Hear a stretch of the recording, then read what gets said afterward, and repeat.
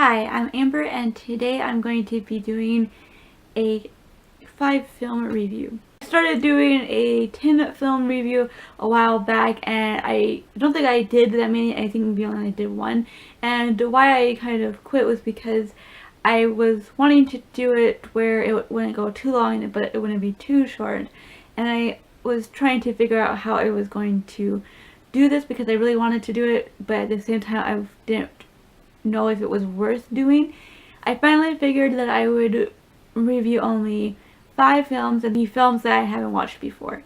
So that is what I will be doing starting today. The first film that I watched was the third and the conclusion to the Hobbit trilogy. I'm not going to talk a lot about what this trilogy was about, but it was based on the book by J.R.R. Tolkien. I really enjoyed this conclusion. I thought it was well done, and I know a lot of people have issues with a lot of the changes that happen with things that they added or things they took out, but for me, I really enjoyed them. As this film, I'm looking at it on its own, I did find myself having a little bit of an issue with it, more because I was questioning certain major plot points, and I think a lot of that happened to be about the fact that I haven't read the book in a long time, and it's been a while since I had watched the previous film, so a lot of disconnect happened because of that, which was my own fault because I could have rewatched the other two before watching this one. But I did really enjoy it. I had some issues with the 3D in this one just because it really felt different than the previous film that I watched. With the second Hobbit, the 3D was amazing. I was so enthralled by it. But this one, there's something a little bit off about it. But either way, I truly enjoyed it. It was an overall entertaining, very exciting film, and I just loved the conclusion. This film gets 4.5 stars. Second film is The Adventure Curse of the Midas Box. This one is about two boys, they're brothers, and their parents go missing, but before they do so, the mother leaves them 2 parts of a medallion, and it's a key to something else. But the youngest boy gets kidnapped, and the older one goes undercover at this hotel to try to find him and to try to figure out this mystery about the curse of the Midas box. I overall really enjoyed this film. It was very adventurous. It was a lot of fun. It kept me into the story all the way through, but the ending was really frustrating, and I was expecting maybe there was going to be another film. Apparently there wasn't, and I know this is a book, so maybe I probably should pick up the book and see if it's a series, and I would probably get the rest of the story that way. But if they weren't going to continue on, I just wish that they had rounded it up so that I felt there was a conclusion to the story, because I didn't really feel like there was one. But it was really enjoyable. I said it kept me all the way in to the very end. I really liked the story. It was a really well done children's film that for once I didn't have major issues with. This one gets 4 stars. Then I watched Man on Fire starring Denzel Washington. This is about John Creasy. He's a burnout CIA agent, and he's just looking for a nice, peaceful life.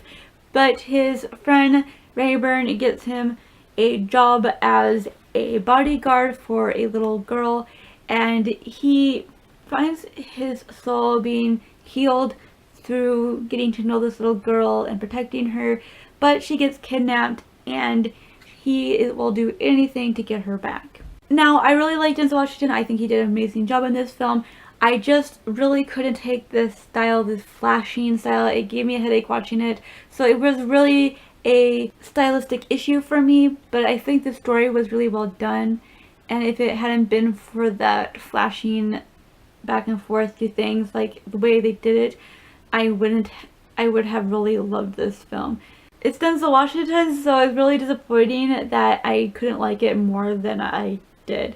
So this one gets 3 stars. Then I watched The American starring George Clooney. This is about Jack, who after a job ends more violently than expected, retreats to an Italian countryside, and he accepts another job to create a weapon, but all this time he's also falling for a prostitute, and he ends up in a more dangerous situation than he was hoping for. I really like the style of this film. I thought that it was very subtly told, but the story itself just told itself without the actors actually needing to tell it to you.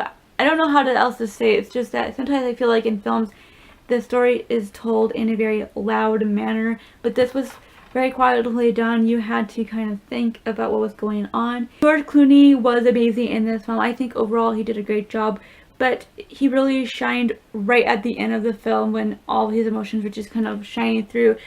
For somebody to be able to show that emotion, I think that, you know, that actor is a superb actor. He knows how to do his thing, and I think that was when I really just fell for George Clooney's acting in this film. For the rest of the film, I thought that, yes, he did a great job, but that it was, you know, average. It was normal type acting, and I think a lot of it had to do with the fact that he was kind of being held back by the way they created the character and stuff like that. But I have a lot of issues with this film. One, a whole chunk of this film, basically nothing happens. It's just a lot of nothing for me.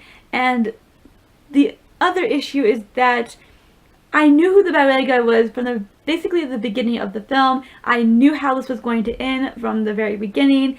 I just was really frustrated with that, and it made the film that much more boring. And the thing is, I was doing other things while watching this, and I never once felt like I was missing something from it. And that's really disappointing because this one only gets 2.5 stars. The fifth and last film is The Covenant, and this is about 4 friends who are the sons of Ipswich.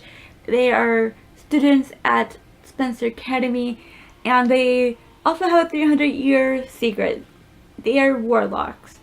They are descendants of the witches, I guess, or the warlocks from the Salem witch trials and all that. And one of the lines, the 5th line of these ancestry, that was supposedly done for the father died, and so there should be no children from that line, but they found out that there is still someone from that line, and they end up having to fight him. This film, to me, was very predictable. I already know who the 5th son was from the very beginning. It was really frustrating to me because, for the most part, this film felt like I was watching the end. Like, this was the climax of the film, and it was most of the film that was the ending to me, and there was really never a lot of build-up. I never felt like there was a lot of depth to the story. I just felt it was very flimsy, and I really hated that there was insta-love in this. It makes me cringe a lot. The way everything kind of happened was not the greatest way that they could have handled the story. This is very typical YA that I will never really be into. I know a lot of people like this stuff, but for me, it's just one of those things where I will very much avoid that type of storyline. If I know it's going to be like that, I will definitely not even try it. And it's very rare for me to feel like this is the typical YA book made into a film. And it's very interesting because I'm wondering if this was a book and they created it into a film. I have no clue, but if it is, tell me down below. This one only gets 1 star. Those were the 5 films that I have watched recently. Down below if you watched any of these, what you thought of them. Do you agree or disagree? Also, tell me what you've been watching lately. I would love to know. Thank you all so much for watching, and keep warm.